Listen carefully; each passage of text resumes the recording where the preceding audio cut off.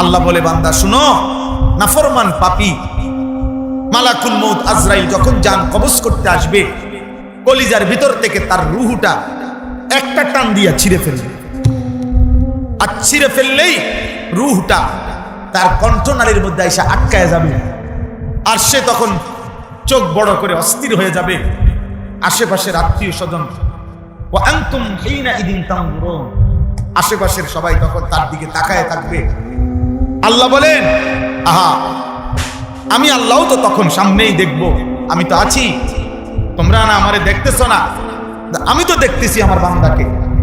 আল্লাহ তখন চ্যালেঞ্জ করছে, হে নাফরমান পাপীরা, আজকে যারা তোমরা নাফরমানি করছো, তোমাদের যদি কারো ক্ষমতা থাকে তো আমার এই বান্দাকে মৃত্যুর এই পথ থেকে, তার যে কলজা রূহ আটকায় রয়েছে এই কণ্ঠনালীতে, আজরাইল যে এখন তাকে ছিড়বে খুলবে, এটা তার জিউনাহা, তোমাদের কারো ক্ষমতা থাকলে তার এটা ফিরায় দাও না, তার রূহ তার জায়গা দিয়ে দাও।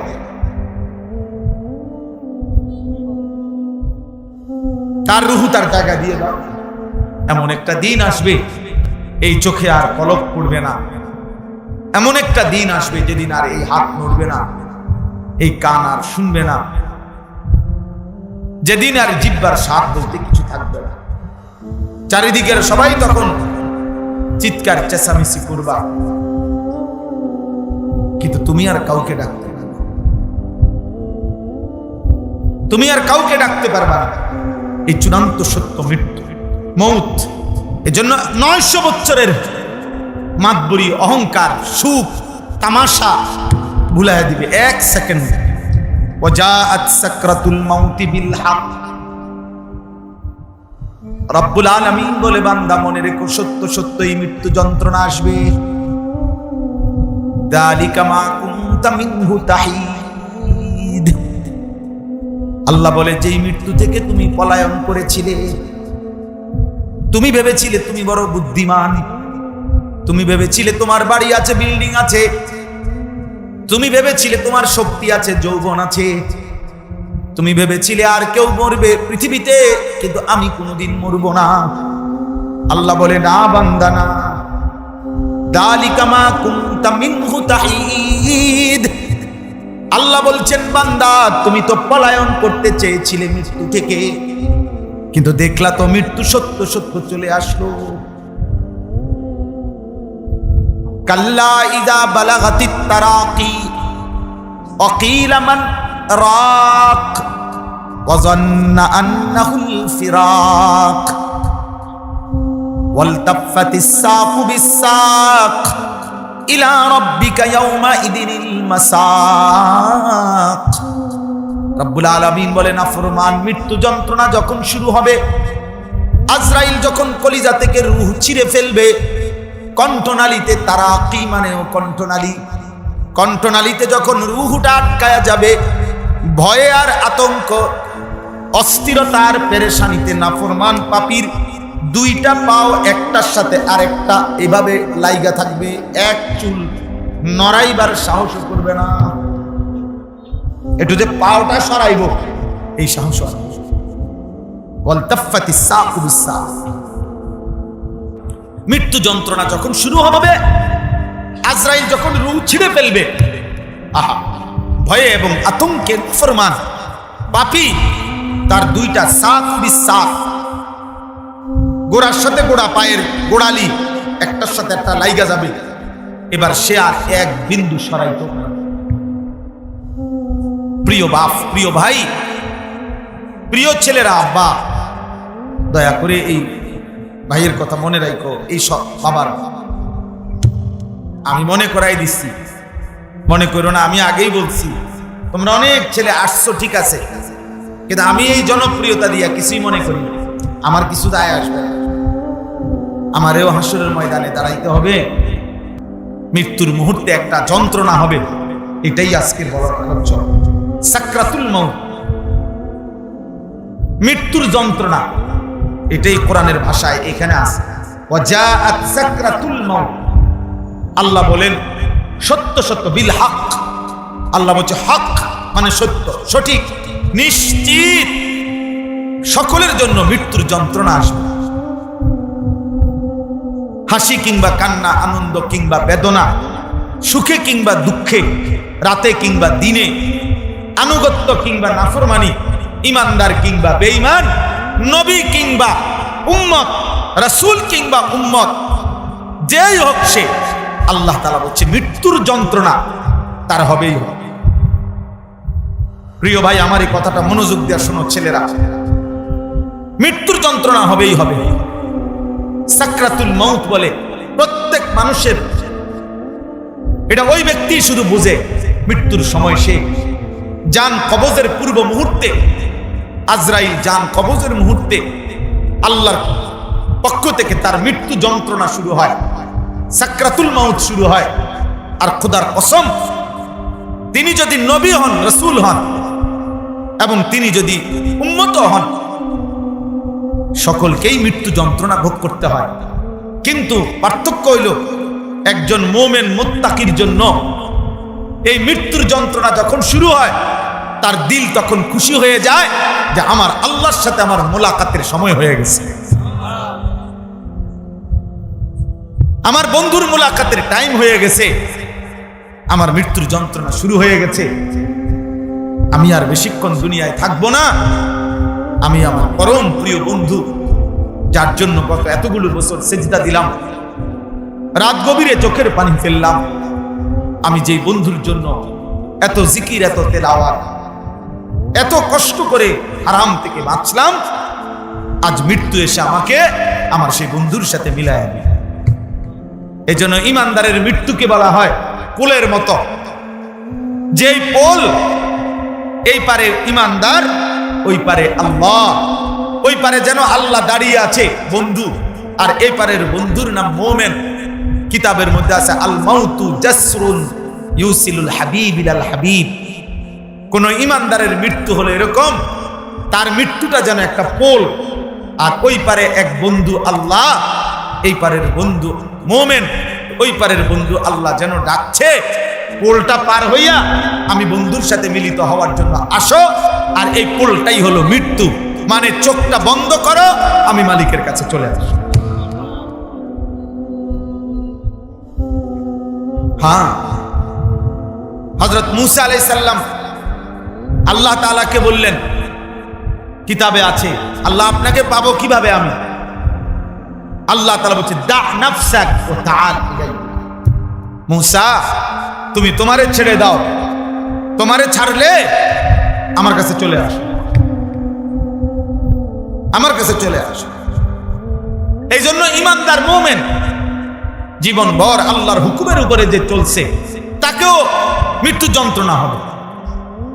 বিশুদ্ধ হাদিসে আছে, আল্লাহর নবী সাল্লাল্লাহু আলাইহি সাল্লাম, আমাদের নবীকেও, তিনিও মৃত্যু যন্ত্রণায় সাকরাতুল মউতের সময় ওনার স্ত্রী আম্মা জান আয়েশা রাদিয়াল্লাহু তাআলা আনহা বর্ণনা করেছেন, নবীজি ইন্তেকালের পূর্ব মুহূর্তে বারবার ওনার কপাল ভিজে যাচ্ছিল ঘামে।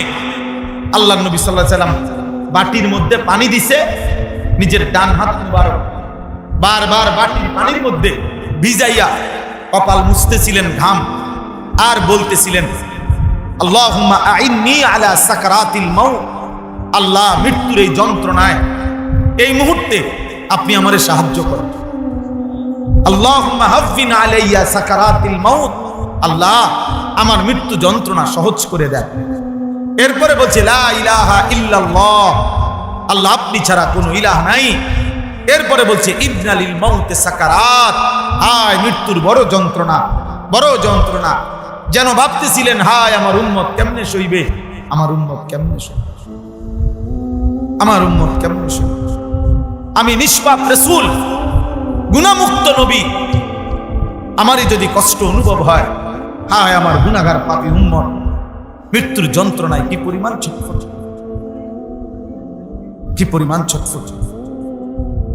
তো আল্লাহ তাআলা বলেন ওয়াজাআত সাকরাতুল মাউত বিল হক, ঈমানদারেরও মৃত্যু যন্ত্রণা। আশ্চর্য হবা ভাইয়া, ছেলেরা শুনো, আমার আরো কথা আছে। রাসূলুল্লাহ সাল্লাল্লাহু আলাইহি সাল্লামের একজন বিখ্যাত সাহাবী হযরত আমর ইবনুল আস রাদিয়াল্লাহু তাআলা আনহু, তিনি বলছেন নবীজির সাহাবী, ওনার মৃত্যুর মুখোমুখি যখন, ওনার একদম শেষ মুমূর্ষ অবস্থা, তখন হয়েছিল সরো। ওনার ছেলে আব্দুল্লাহ, ওই সাহাবীর ছেলেও সাহাবী, আব্দুল্লাহ ইবনে আমর ইবনুল আস। তো এই সাহাবী ইন্তেকালের পূর্ব মুহূর্তে ওনার ছেলে আব্দুল্লাহ ওনাকে বলতেছে, আব্বা, মৃত্যুর পূর্বে আপনার মৃত্যুর যন্ত্রণাটা এখন কেমন মনে হচ্ছে? সাকরাতুল মাউত কেমন লাগতেছে আপনার? আহা, কিতাবের মধ্যে লিখছে, উনি বলছে, ইয়া বুনাইয়া কাআন্না জিবালাদ দুনিয়া আলা সাদরি ওয়া কাআন্নি আতানাফাসু মিন সাকবিল ইবরাহ। উনি বলছে, হে আমার সন্তান, উনি একজন সাহাবী বাবা। এরপরে উনি বলতেছেন, আমার মনে হচ্ছে মৃত্যুর এই মুহূর্তে পৃথিবীর সমস্ত পাহাড়গুলো আমার বুকে চাপ দিয়ে রাখছে, আর আমি যেন এই অবস্থায় সুঁয়ের সাকবুল ইবরা মানে হলো সুঁয়ের ছিদ্র, আমি যেন সুঁয়ের ছিদ্র দিয়া একটু একটু নিঃশ্বাস নিতেছি। তাইলে প্রিয় বন্ধু, 30 বছর ধরে যে সুদ খায়, তার মৃত্যু যন্ত্রণা কেমন?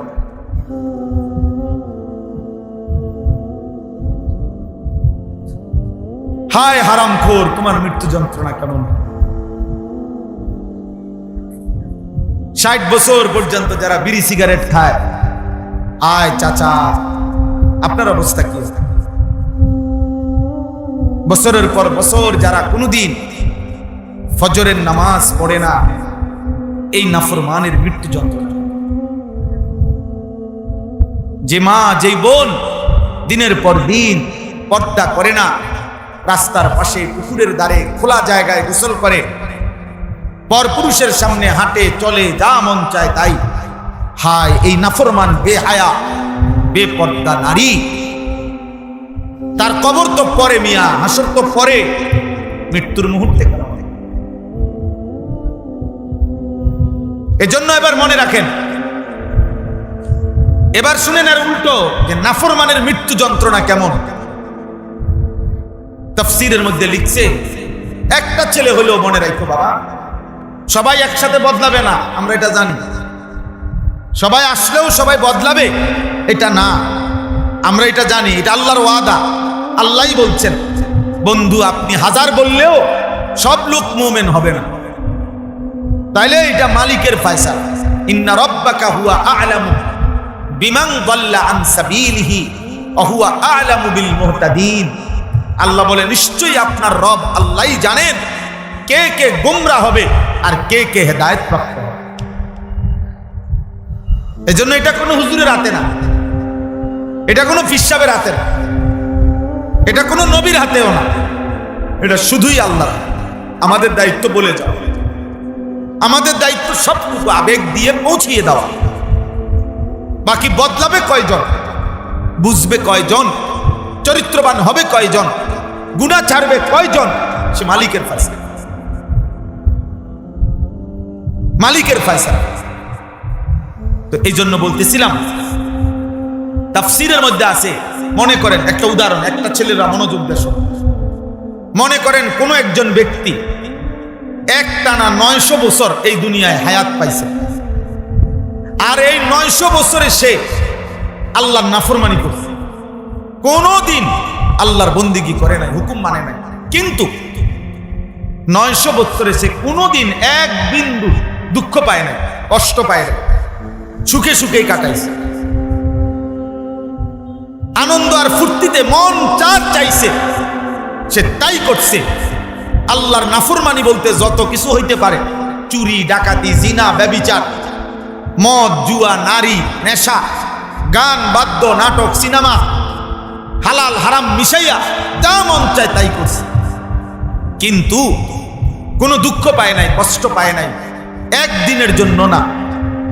প্রিয় ভাই, এবার শুনো, এমন ভাবে যদি কেউ 900 বছর দুনিয়ার জীবনে কাটায়, আর আল্লাহর কসম, এই মৃত্যুর পূর্ব মুহূর্তে আজরাইল জান কবজ করার আগে এই সাকরাতুল মাউত যেটা এখানে বলছেন আল্লাহ, এই মৃত্যু যন্ত্রণা যখন শুরু হবে ওই নাফরমানের, তো 1 সেকেন্ডে, প্রথম মিনিটে তাফসীরে লিখছে এই নাফরমান বেঈমান পাপী 900 বছরের টানা সুখ আনন্দ 1 সেকেন্ডেই ভুলে যায়। আর কোনোদিন মনে পড়বে না তার সে জীবনে কোনোদিন হাসছে কিনা, তার জীবনে কোনোদিন সুখ হয়েছে কিনা, ও আর কোনোদিন ভাববে না। এই মৃত্যু যন্ত্রণা নাফরমান পাপীর এতটা ভয়ানক, এতটা ভয়ানক, এতটা ভয়ানক। হ্যাঁ, মৃত্যুর মুহূর্তে এবার কবরের আযাব, হাসরের ময়দানের আযাব, জাহান্নামের আযাব, সেগুলো তো সামনের ব্যাপার। এটা তো শুধু মৃত্যু যন্ত্রণা।